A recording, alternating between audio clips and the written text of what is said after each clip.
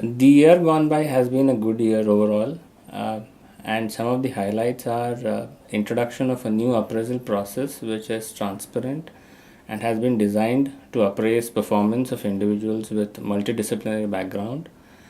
We have also conducted several workshops and awareness programs to foster professionalism and a positive work culture. So CSTEP is a technology policy institute, and we are working with a number of policy makers on technology policy related options.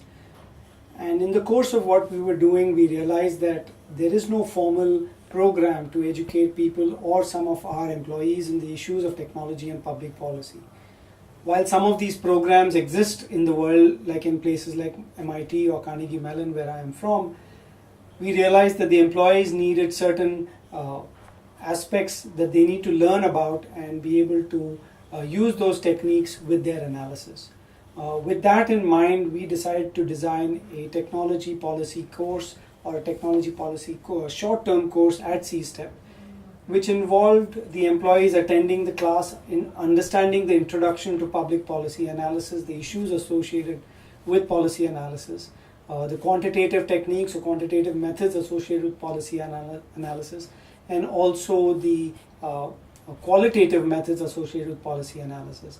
And finally, we wrapped the course up with communication or policy engagement with policy analysis.